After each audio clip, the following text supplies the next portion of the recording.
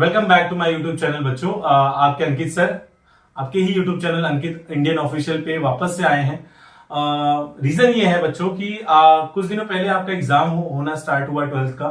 जैसे कि मैं बता दूं तो आपने अभी तक इंग्लिश, हिंदी और मराठी का पेपर दे दिया होगा। आई होप सो कि आपके ये दोनों ही पेपर आपके अच्छे गए होंगे। जिनका हिंदी रहेगा उनका हिंदी अच्छा गया रहेगा, जिनका मराठी है उनका मराठी अच्छा गया रहेगा। तो अब जो नेक्स्ट पेपर है आपका सबसे इंपॉर्टेंट, जो कॉमर्स का पेपर होता है या कॉमर्स का पहला पेपर जो आप देने जा रहे हो वो ओसी का है। तो ओसीएम जो आपका सब्जेक्ट है वो सबसे पहला पेपर जो आप परफॉर्म करने जाओगे आपके बोर्ड एग्जामिनेशन में वो रहेगा। तो आज के यूट्यूब वीडियो के माध्यम से हम ये समझने की कोशिश करेंगे कि what are the techniques that we can adopt to get a maximum marks in OCM. ये क्या कर सकते हैं हम ऐसा कि ज्यादा से ज्यादा मार्क्स हम लोग ग्रैब कर सके आपके ओसी के पेपर में। तो ज्यादा टाइम वेस्ट ना करते हुए मैं आज आपको कुछ पॉइंट्स बताऊंगा जो कि आपको ओसी के पेपर के टाइम पे सबसे पहले आपको ध्यान में रखना है। पहला पार्ट जो हम कवर करने जा रहे हैं वो हमारा ये होगा कि हम ओसीएम के पेपर में क्या परफॉर्म करें और कौन सी टेक्निक्स को यूज करें। दूसरे पार्ट में वी आर गोइंग टू सी कि कैसे हम अपने टाइम को मैनेज करना है। सबसे इंपॉर्टेंट बात होती है बच्चों टाइम को मैनेज करना।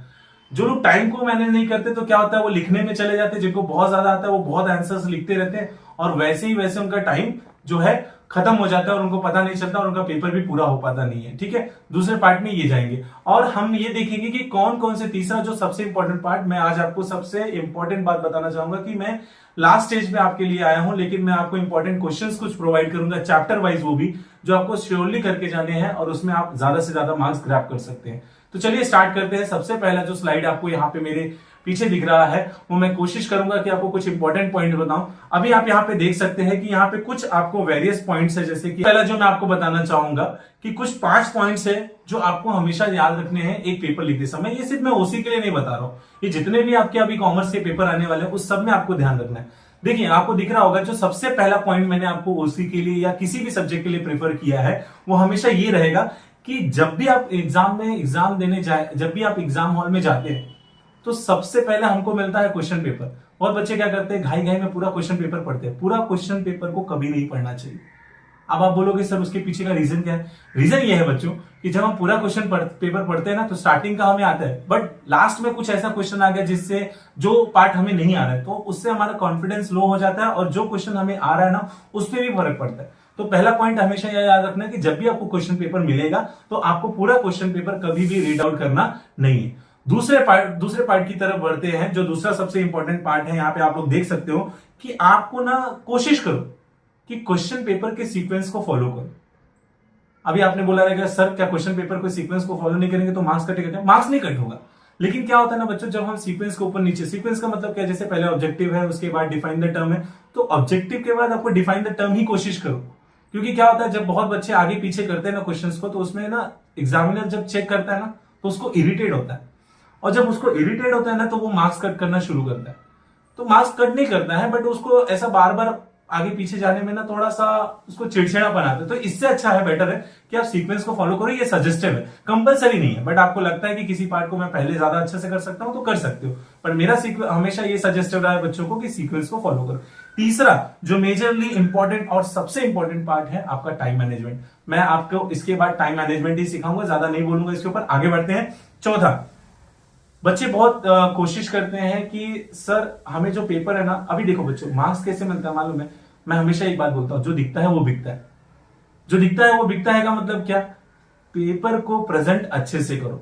अगर आप अच्छे से पेपर को प्रेजेंट करते हो ना आपके चांसेस बढ़ जाते हैं मार्क्स लेकर आने के। सर पेपर को प्रेजेंटेशन कैसे करना है? जैसे एग्जांपल मैं आपको देता हूं। सबसे पहले आपको क्वेश्चन नंबर जो 1 आता है ऑब्जेक्टिव 20 मार्क्स के लिए आता है, उसमें 4 बाइफर्केशन रहते हैं, 5 मार्क्स 5 मार्क्स 5 मार्क्स 5 मार्क्स करके।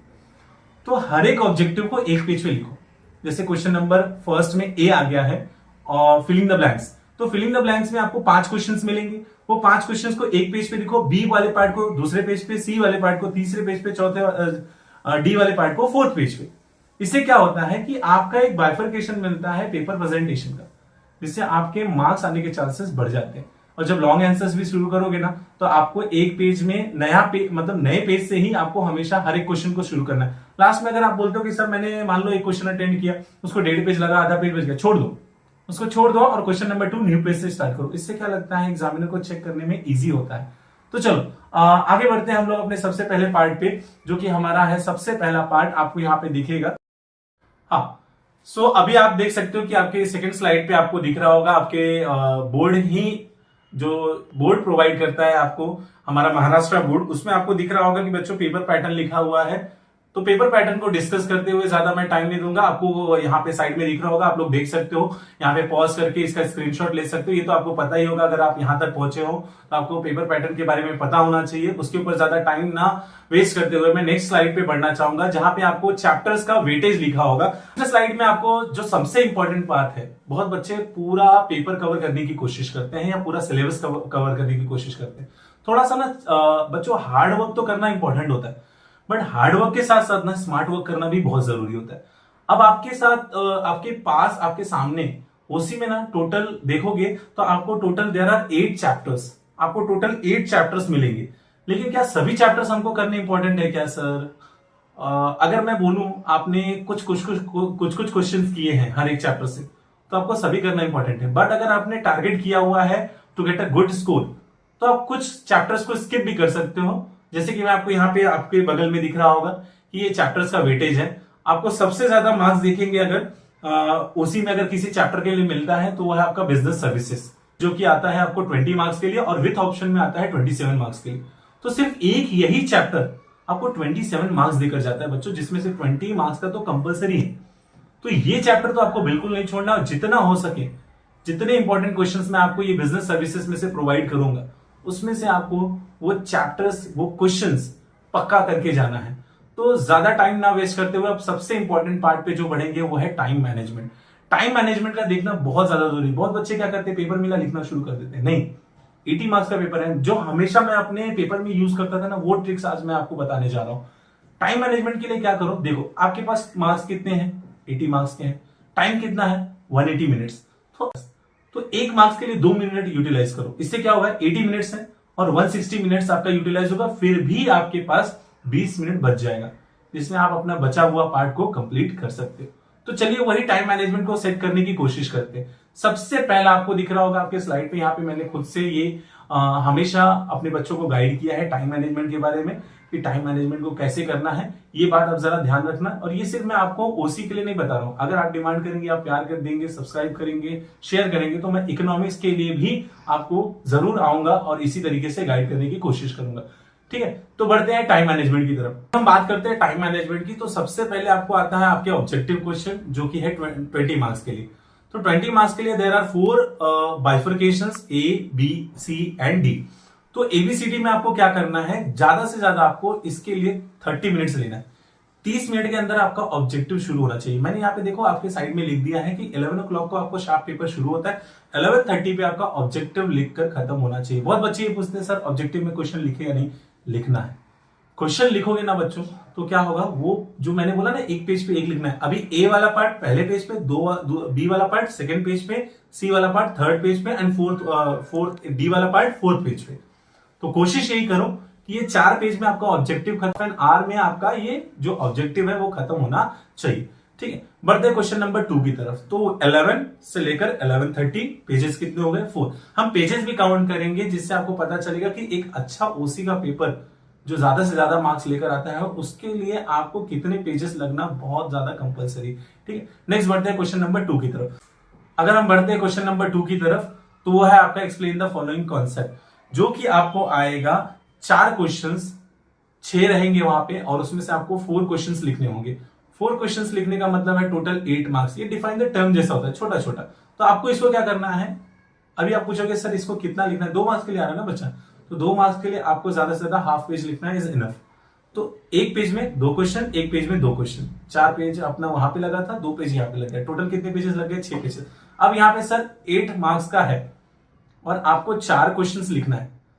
तो 8 मार्क्स का है, 4 क्वेश्चंस लिखने हैं, 2 पेजेस यूटिलाइज हो गए। टाइम कितना लगेगा सर, ज्यादा से ज्यादा बच्चों आपको इसके लिए अगर टाइम लेना है तो यहाँ पे आपकी स्क्रीन पे दिख रहा होगा, आपको ज्यादा से ज्यादा इसके लिए 20 मिनट लेने हैं। ठीक है, मैंने आपको 20 मिनट दे, आपको यहाँ पे 20 मिनट दे दी, तो 20 मिनट लगने हैं इसके लिए, जो कि आपको देख सकते हो यहाँ पे 11:31 को शुरू करना है, 11:50 पे आपका एक्सप्लेन द फॉलोइंग कॉन्सेप्ट खत्म होना चाहिए। 5 मिनट दिया यार एक के लिए, लगभग आपको 4 से 5 मिनट मिल जा रहे हैं एक क्वेश्चन के लिए, तो इतना इनफ है। 15 मिनट मिल रहा है आपको, तो 15 से 20 मिनट मिल रहा है, तो आपको उसको प्रॉपर तरीके से यूटिलाइज करना और प्रेजेंट करना। क्वेश्चन नंबर 3 की तरफ अगर बढ़ते हैं तो ये आपको आएगा ना एक पैसेज टाइप। ये अभी रिसेंटली हमारे महाराष्ट्र बोर्ड ने इंट्रोड्यूस किया है ये पैटर्न को, वरना पहले ये क्वेश्चंस नहीं आते थे। जिसमें आपको एक पैसेज आएगा, एक्चुअली रहेंगे 3 पैसेज, उसमें से आपको 2 ही पैसेज के आंसर देने हैं, ठीक है। तो 2 पैसेज के आंसर देने हैं और ये टोटल आएगा आपको एनी टू आएगा, 3 पैसेज विल बी देयर। तो ये 2 पैसेज आपको कंप्लीट करने हैं। अगर आप 11:51 पे शुरू कर रहे हो तो इसे कोशिश करना है कि 10 मिनट के अंदर हो जाए। 5 मिनट आपको एक पैसेज को देना है, 5 मिनट एक पैसेज को देना है, इतना ही, इससे ज्यादा टाइम आपको देना नहीं। और 3 क्वेश्चंस रहेंगे वहां पे, 3 क्वेश्चंस पहले पेज में, पहले पैसेज में, और 3 क्वेश्चंस रहेंगे आपके दूसरे पैसेज में। तो इसको फटाक से एक पेज पे दे देना। अभी देखो पेज काउंट करो, 4 पेज ऑब्जेक्टिव के लिए, 2 पेज आपका एक्सप्लेन द फॉलोइंग कॉन्सेप्ट के लिए, 6 पेज, और 2 पेज यहाँ पे लगने चाहिए पैसेज नंबर 1, पैसेज नंबर 2 के लिए। तो टोटल कितने पेजेस हो गए यहाँ पे? 8 पेजेस। और आपका टाइम यहाँ पे कहां तक गया है? 12 बजे तक। आपके 1 घंटे हो गए और आपके कितने मार्क्स के पेपर हो गए? 20 मार्क्स का ऑब्जेक्टिव हो गया आपका। उसके बाद 8 मार्क्स का आपका हो गया डिफाइन द टर्म वाला कॉन्सेप्ट, और उसके बाद आपका हो जाता है ये वाला पार्ट जो कि है 6 मार्क्स के लिए। तो टोटल 28 और 6 34 मार्क्स का आपका 1 घंटे के अंदर हो गया। ऑलमोस्ट हाफ पेपर कंप्लीट होने है सिर्फ 1 आवर में। 40 मार्क्स देखोगे तो आधा होता है आपका, और एक ही घंटे में हमने 34 मार्क्स का कंप्लीट कर लिया। टाइम मैनेजमेंट को जरूर याद रखना, ठीक है। बढ़ते हैं अगले पार्ट पे। तो अगले पार्ट पे अगर आते हैं हम लोग, तो आपका नेक्स्ट क्वेश्चन जो आएगा वो है distinguish between. Sir distinguish between में क्या करते हैं बच्चों? एक बहुत अच्छा तरीका बता रहा हूं। डिस्टिंग्विश बिटवीन में आप 2 कॉलम बनाएंगे। एक जैसे एग्जांपल ले लेते हैं, अगर कोई डिस्टिंग्विश बिटवीन में आ जाता है, तो डिस्टिंग्विश बिटवीन में एक एग्जांपल लेता हूं, प्लानिंग एंड ऑर्गेनाइजिंग का आ जाता है। तो एक साइड पे प्लानिंग लिखो, एक साइड पे ऑर्गेनाइजिंग, बीच का जो पार्ट है उसमें मीनिंग लिखो। बहुत बच्चे क्या करते हैं, साइड में मीनिंग लिखते हैं। नहीं, मीनिंग आपको दोनों के बीच में लिखना है। इससे क्या होगा, पहला पॉइंट लिखा आपने 4-5 लाइन का, उसके नीचे लाइन अंडरलाइन करो, फिर उसके बाद दूसरे पॉइंट में लिखो फीचर्स, तीसरे पॉइंट में लिखो टाइप्स, जो भी आ जाए। ऐसे क्या होगा, पॉइंट का हेडिंग देना बहुत इंपॉर्टेंट होता है। और डिस्टिंग्विश हमेशा मेरा फेवरेट रहा, उसमें ज्यादा मार्क्स मिलने के चांसेस होते हैं। तो डिस्टिंग्विश बिटवीन आपको आएगा, यहाँ पे आप देख सकते हो, आपको 3 लिखने हैं। टोटल आपको 5 क्वेश्चंस आएंगे, 3 लिखने हैं। और टाइम मैनेजमेंट भी यहाँ पे आप देख सकते हो, 12:1 से लेकर 12:15 के बीच में, मतलब एक डिस्टिंग्विश बिटवीन को मैंने आपको 5 मिनट दिया, विच इज मोर इनफ। बहुत ज्यादा है 5 मिनट आपको डिस्टिंग्विश बिटवीन लिखने के लिए, ठीक है। एक पेज पे डिस्टिंग्विश बिटवीन भी लिखना है। 4, 2, 6, 2, 8 पेजेस लगे थे, और 3 पेजेस हमारे लग जाएंगे 3 डिस्टिंग्विश बिटवीन के लिए, ठीक है। चलो आगे बढ़ते हैं। अगर हम लोग नेक्स्ट पार्ट देखें, अगर क्वेश्चन नंबर 5 की तरफ आते हैं बच्चों, तो ये है हमारा answer in brief. Answer in brief की बात करते हैं, तो आपको 3 क्वेश्चंस आएंगे, जिसमें से आपको 2 लिखने हैं। 2 लिखने हैं, तो सर ये कितने मार्क्स के लिए आएंगे और इसको कितना टाइम लेना है? तो आप देख सकते हो यहाँ पे 12:16 से लेकर 12:40 तक आपको लेना है। ऑलमोस्ट मैंने आपको 20 मिनट दिया, 10 मिनट एक क्वेश्चन के लिए, विच इज मोर इनफ। तो ये सर कितने पेजेस लिखने हैं? कम से कम बच्चों ये आपको आ रहा है, तो आपको कम से कम 1.5 पेज 2 पेज का आंसर लिखना है। तो अगर मैं बात करता हूं, आपके 11 पेजेस अभी तक लग गए थे। इसमें अगर आप 2-2 पेज का आंसर लिखते हो तो 11 और 4, 2 क्वेश्चन के लिए 2 पेजेस लग जाएंगे। 11 और 4 कितना हो गए? 15 पेज। यहाँ पे 15 पेज तक का समय आपको 15 पेज तक का यूटिलाइजेशन हो जाएगा। आगे बढ़ते हैं क्वेश्चन नंबर 6 की तरफ। क्वेश्चन नंबर 6 आपको देखोगे ना, तो यहाँ पे आपको है जस्टिफाई द फॉलोइंग स्टेटमेंट। आपको एक स्टेटमेंट दी गई रहेगी, उस स्टेटमेंट को जस्टिफाई करना है, रीजन देना है कि ये स्टेटमेंट क्यों है, इसके पीछे का रीजन क्या है। वो भी अगर आप देखोगे तो आपको आएंगे एनी 2 आउट ऑफ 3। उसके लिए भी टाइम मैनेजमेंट यहाँ पे लिखा हुआ, ज्यादा टाइम पास नहीं करते हुए आगे बढ़ना चाहूंगा। आपको यहाँ पे देखो 12:41 से शुरू करना है, और 12:41 से लेकर 12:55 तक आपको ये पार्ट खत्म करना है, ठीक है। आगे बढ़ते हैं। अभी कितना पेज हमारा यूटिलाइजेशन हुआ था? 11:4:15 पूरा। अगर बात करता हूं जस्टिफाई द फॉलोइंग स्टेटमेंट की, तो आप पूछोगे सर इसमें कितना पेजेस लिखना है? कम से कम बच्चों 1.5 पेज इसमें भी लिखो। 1.5 पेज का लिखना बहुत ज्यादा जरूरी है। तो 3 पेज इसमें भी चला गया। 15 और 3 कितने पेजेस हो गए? 18। देखो हम लोग पेजेस भी काउंट करते जा रहे हैं, ताकि आपको पता चले कि आपको नया क्वेश्चन नए पेज से ही लिखना है, ठीक है। आगे बढ़ते हैं। जो अपना सबसे इंपॉर्टेंट पार्ट आता है, क्वेश्चन नंबर आपका 7। क्वेश्चन नंबर 7 में देखोगे answer the following question. 3 questions will be there. Out of 3 you have to attend 2 questions. 2 questions तो आपको लिखने ही है। अब ये 5 मार्क्स के लिए आता है टोटल। तो आप बोलोगे सर 10 मार्क्स के लिए आ रहा है, तो 5 मार्क्स के लिए कितने लिखने? 2 से 2.5 पेज। 2 पेज तो मिनिमम लिखो। सर 2 पेज कैसे जाएगा? बच्चों मीनिंग लिखो, डेफिनेशन लिखो, और उसका डायग्राम बनाओ। 5 मार्क्स के लिए, 5 मार्क्स और 8 मार्क्स के लिए जो क्वेश्चन आते हैं ना, उसके लिए सजेस्ट करूंगा डायग्राम्स बनाना शुरू करो। जैसे मान लो किसी चीज का क्वेश्चन दिया, फीचर्स ऑफ प्लानिंग, तो उसके 5 पॉइंट्स रहेंगे ना, डायग्राम बनाओ ना, उसके ट्री डायग्राम हो गया, पाई चार्ट हो गया, टेबल वाला डायग्राम हो गया, स्केलर चेन वाला डायग्राम हो गया। उससे क्या होता है, आपका आंसर का जो लेंथ है ना वो बढ़ता है। कोशिश करो वो चीज करने की, उससे क्या होगा, आपका आंसर बड़ा होगा और आपका कम से कम समय में पेपर जो है वो पढ़ते जाएगा, आपका लेंथ बढ़ेगा, तो उससे मार्क्स मिलने के चांसेस थोड़ा सा ज्यादा हो जाते हैं। तो आपको इसके लिए कितना टाइम लेना है, आंसर द फॉलोइंग के लिए आपको 12:56 से लेकर आपको दिया मैंने 1:15 का टाइम। इसमें आपको 20 मिनट दिया, 10 मिनट आपको एक क्वेश्चन के लिए बहुत ज्यादा है। उसके बाद आगे बढ़ते हैं, which is a last question, long answer, जो कि है आपका क्वेश्चन नंबर 8, और वो आएगा आपको टोटल 8 मार्क्स के लिए। 2 रहेंगे, उसमें से आपको 1 लिखना है, और वो एक ही क्वेश्चन आपको 8 मार्क्स के लिए आएगा। अब करना क्या है, इसमें सबसे इंपॉर्टेंट, इसमें मार्क्स बहुत बच्चों के कट जाते हैं। 8 मार्क्स पूरा लिखेंगे तो भी उनको 5 या 6 मिलते हैं। रीजन इज दैट कि वो लोग ना शुरू करते हैं तो अच्छे से खत्म नहीं करते। क्या करना है बच्चों, आपको मीनिंग लिखो, मीनिंग के बाद 6-7 लाइन का मीनिंग लिखो, उसके बाद गैप दो, डेफिनेशन लिखो, उसके बाद वापस से 2-3 लाइन का गैप दो, और 3 डायग्राम 4 डायग्राम बनाओ ना। जो भी लॉन्ग आंसर में आएगा आपको कुछ ना कुछ पूछेगा, चाहे फीचर्स पूछ ले, फंक्शंस पूछ ले, इंपॉर्टेंस पूछ ले, या एडवांटेज डिसएडवांटेज कुछ भी पूछ ले, तो उसमें चार्ट बनाओ। चार्ट का बनाना बहुत जरूरी है, ये आपके आंसर को बहुत ही अच्छे तरीके से प्रेजेंट करने की कोशिश करता है। तो चार्ट्स बनाओ इस तरीके से। अगर आप पेपर को कंप्लीट करते हो, 18 पेजेस हुए थे, अगर हम लोग 5 वाले क्वेश्चंस को भी 2-2 पेज पकड़ते हैं तो 4 पेजेस में चला गया। 11 और 4 कितना हो गया पेज, 18 और 4 कितना हो गया, 22 पेजेस। 22 पेजेस के बाद आपके आता है लॉन्ग आंसर। कम से कम इसको आपको 3 से 4 पेज का लिखना ही है बच्चों। 3 से 4 पेज कैसे जाएगा सर, बोला ना मैंने, पहले पेज में मीनिंग बनाओ, डेफिनेशन, दूसरे पेज में स्केलर चेन वाला बनाओ। स्केलर चेन वाला क्या होता है, जहां पे हम लोग ने फीचर्स लिखा, पहला पॉइंट, दूसरा पॉइंट, तीसरा पॉइंट, और बीच बीच में एरो ड्रॉ कर दी। इससे एक पेज का तो वही बन जाएगा। सेकंड पेज पे आपको 4 पॉइंट्स, और थर्ड पेज पे, फोर्थ पेज, सेकंड पेज पे आपने ट्री डायग्राम बनाया, कुछ भी बनाया, कोई भी डायग्राम बना दो। थर्ड पेज पे 4 पॉइंट, फोर्थ पेज पे 4 पॉइंट, 4 पेज का आपका आंसर बन जाएगा, और आपको मार्क्स मिलने के चांसेस थोड़े से ज्यादा हो जाएंगे। 8 में से आपको 7 तो कहीं नहीं गया है। तो ये टाइम मैनेजमेंट आपको मैंने बताया ताकि आपको सफिशिएंट टाइम है। अगर इसका टाइम देखते हो तो मैंने इसके लिए प्रॉपर टाइम दिया है 1:40 तक। ऑलमोस्ट देखोगे तो मैंने आपको इसके लिए 25 मिनट्स दिया है। उसके बाद भी आपका 20 मिनट बचता है। अब इस 20 मिनट में आप अपने पेपर को गो थ्रू करो। अगर कोई पार्ट आपसे मिस हो गया है तो उसे कंप्लीट करने की कोशिश कर सकते हो। ये था टाइम मैनेजमेंट। अब फटाफट आता हूं मैं अपने इंपॉर्टेंट क्वेश्चंस की। अभी जो सबसे इंपॉर्टेंट पार्ट, मैंने आपको स्टार्टिंग में ही वादा किया था कि मैं आपको हर एक चैप्टर के इंपॉर्टेंट क्वेश्चंस प्रोवाइड करूंगा। ये देख सकते हैं आप, मेरा हैंड रिटन इंपॉर्टेंट नोट्स है। आपको कहीं से ऐसा भी नहीं होगा कि आपको लगेगा कि मैंने मेहनत नहीं किया। और बच्चों क्वेश्चन ये मैंने पिछले 5 साल के स्टडी करके सिलेबस के इंपॉर्टेंट क्वेश्चन, बैंक्स के या बात कर लो क्वेश्चन पेपर के, तो ये क्वेश्चन जरूर आए हैं। तो आपको ज्यादा ना करते हुए सिर्फ ये क्वेश्चन भी अगर आप प्रेफर कर लेते हो ना, आपका ज्यादा से ज्यादा पोर्शन ही कवर हो जाएगा और आपको ज्यादा से ज्यादा मार्क्स मिलने के चांसेस रहेंगे। आपको देख सकते हो चैप्टर नंबर फर्स्ट जो कि आपका प्रिंसिपल्स ऑफ मैनेजमेंट, उसमें मैंने सिर्फ 6 ही क्वेश्चन आपको दिए। ये 6 इंपॉर्टेंट क्वेश्चन हैं। मैं चाहूंगा आप स्क्रीनशॉट लेकर आप इसे पढ़ना शुरू कर सकते हैं। 6 क्वेश्चन यही आपको करने हैं और इससे बाहर आपको कोई भी क्वेश्चन आने वाला नहीं है।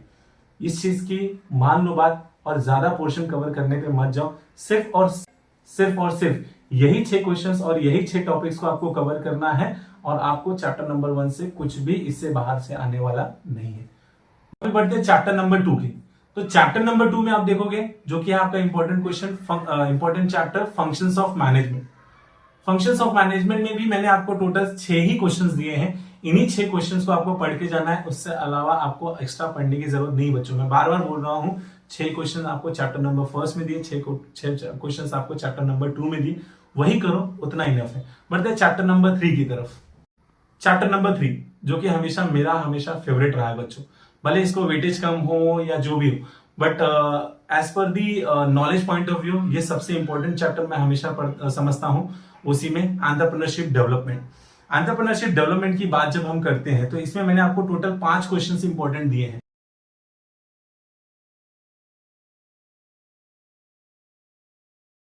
बढ़ते हैं चैप्टर नंबर 4 की तरफ जो कि है बिजनेस सर्विसेज। और आपने देखा रहेगा वेटेज वाले मार्क्स में जो मैंने आपको दिखाया था, आपको सेकंड या थर्ड स्लाइड में, उसमें आपने देखा था कि टोटल सबसे ज्यादा वेटेज जो चैप्टर को है ना बच्चों, वो चैप्टर है आपका बिजनेस सर्विसेज। टोटल 20 मार्क्स के लिए आता है ये कंपलसरी, 27 मार्क्स के लिए ऑप्शनल। तो कुछ बच्चे तो ऐसे रहेंगे ना जिनको सिर्फ पास होना है। मैं बोलता हूँ बिजनेस सर्विसेज कर लो, बिजनेस सर्विसेज कर लिया, आप पास हो गए। 27 मार्क्स तो आपको यहीं पे मिल जाता है बच्चों। तो इसमें आपको मैंने तो अब ये मार्क्स ज्यादा ले रहा है तो क्वेश्चन भी तो इसमें ज्यादा होंगे। आप यहाँ पे देख सकते हो मैंने आपको टोटल 10 क्वेश्चंस दिए हैं। 10 क्वेश्चन से बाहर आपको जाना नहीं है, क्योंकि ये चैप्टर में अगर आप देखोगे क्वेश्चन में टेक्स्ट बुक में आपके देखोगे बोर्ड के, तो देयर आर 28 क्वेश्चंस, आपको मोर देन 28 क्वेश्चंस मिलेंगे वहां पे। मैंने सिर्फ आपको 10 क्वेश्चंस दिए, यही 10 क्वेश्चंस आपको करके जाने हैं, उससे ज्यादा कुछ भी करने की जरूरत नहीं है। आगे अगर देखते हैं चैप्टर नंबर 5 की, तो चैप्टर नंबर 5 में आपको मिलेगा इमर्जिंग मोड्स ऑफ बिजनेस। ये सबसे अभी ही इंट्रोड्यूस हुआ चैप्टर है, या मैं बोलूंगा बहुत एक अच्छा इनिशिएटिव लिया है बोर्ड में, जिसमें हम बताते हैं बच्चों को कि अभी कौन से ऐसे इमर्जिंग मोड्स है। इमर्जिंग मोड्स मींस कौन कौन से ऐसी नई चीजें हैं जो हमारे बिजनेस को अभी हेल्प कर रही है। तो इसमें ज्यादा चैप्टर का मार्क्स का भी वेटेज इतना नहीं है, इसीलिए मैंने इसमें टोटल आपको सिर्फ और सिर्फ 4 क्वेश्चंस दिए हैं। यही 4 क्वेश्चंस आपको करके जाने हैं इमर्जिंग मोड्स ऑफ बिजनेस, उससे बाहर आपको करना नहीं है बच्चों। फोकस करो कम से कम क्वेश्चंस में स्मार्ट तरीके से ज्यादा आंसर ग्रैब करने की। बढ़ते चैप्टर नंबर 6 की तरफ। अगर मैं बात करता हूं चैप्टर नंबर 6 की, तो इसका नाम है social responsibilities of a business. Social responsibility of a business की अगर मैं बात करता हूं, तो ये चैप्टर हमें ये बताता है कि आपके सोसाइटी के लिए अगर आप कोई बिजनेस कर रहे हो तो आपके उसके सोशल रिस्पॉन्सिबिलिटीज भी तो होंगे। ये चैप्टर आपने बहुत अच्छे से पढ़ा रहेगा। इसमें अगर आप देखोगे तो मैंने आपको टोटल 7 क्वेश्चंस दिए हैं इंपॉर्टेंट, यही आपको करना है। मैं बार बार बोलूंगा, आप लोग यहाँ पे पॉज करके आप स्क्रीनशॉट ले सकते हैं और इसकी पढ़ाई करना शुरू कर सकते हैं।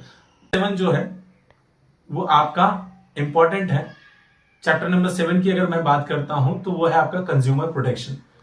आप भी तो कंज्यूमर हो, अगर आपने ये चैप्टर अच्छे से पढ़ा रहेगा तो एज अ कंज्यूमर आपको बहुत सारी चीजें पता चली होंगी जो हमें पहले पता होती नहीं है एज अ कंज्यूमर। तो चैप्टर नंबर 7 अगर देखोगे कंज्यूमर प्रोटेक्शन में, तो मैंने आपको टोटल यहाँ भी 6 क्वेश्चंस दिए हैं। यही 6 क्वेश्चंस आपको करके जाने बच्चों, इससे बाहर कुछ भी करना नहीं।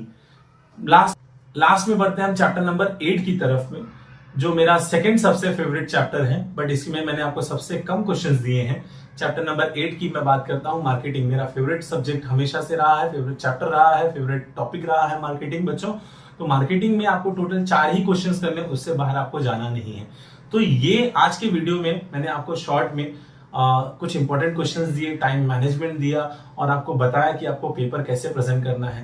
तो थैंक यू सो मच बच्चों, आप अपना वैल्यूएबल टाइम यहाँ पे आपने दिया, ताकि आपको कुछ उम्मीद थी। आई होप सो मैं उस उम्मीद पे खड़ा उतरा रहूंगा और आप ये वीडियो के थ्रू बहुत सारी इंफॉर्मेशन कम से कम समय में लेकर जा रहे हो। और मैं आपसे ये प्रॉमिस चाहूंगा कि इस वीडियो को ज्यादा से ज्यादा लोगों को शेयर करो, ताकि फ्रेंड्स को और आपके दोस्तों को और आपसे जो भी हो बच्चों, सिर्फ मुझे आपसे यही प्रॉमिस चाहिए कि ज्यादा से ज्यादा लोगों को ये वीडियो शेयर करो, ताकि उन लोगों को भी ये इंपॉर्टेंट क्वेश्चन और ये वीडियो की जो वैल्यू है वो पता चले। और आपसे ये प्रॉमिस रहा, अगर आपने इसी तरीके का प्यार और ये शेयर किया वीडियो, तो मैं जल्द ही इकोनॉमिक्स के क्वेश्चन लेकर आऊंगा, इकोनॉमिक्स का भी सिलेबस लेकर आऊंगा, इसी तरीके से आपको गाइड करूंगा। इकोनॉमिक्स के लिए भी इकोनॉमिक्स का भी इंपॉर्टेंट क्वेश्चन दूंगा। तो ज्यादा से ज्यादा शेयर कर दो, ज्यादा से ज्यादा लाइक कर दो, ज्यादा से ज्यादा सब्सक्राइब कर दो अपने चैनल को, ताकि अंकित सर को मोटिवेशन, बच्चों आपका ही मोटिवेशन सब कुछ होता है, आप ही हमें मोटिवेट कर सकते हो। इतना ज्यादा से ज्यादा प्यार देने के लिए, और जितने लोगों को पसंद आएगी प्लीज कमेंट करके जरूर जाना, क्योंकि आपका कमेंट ही हमारे लिए मोटिवेशन का काम करता है। मिलते हैं नेक्स्ट वीडियो में, तब तक के लिए जम के पढ़ाई करो, जान लगा दो और ज्यादा से ज्यादा मार्क्स लाने की कोशिश करो आपके 12th बोर्ड एग्जामिनेशन में। कमेंट जरूर करके जाना कि आपका टारगेट कितना है उसी के पेपर में, मुझे देखना है मेरे बच्चे कितना मार्क्स लेकर आते हैं। जय हिंद, जय भारत।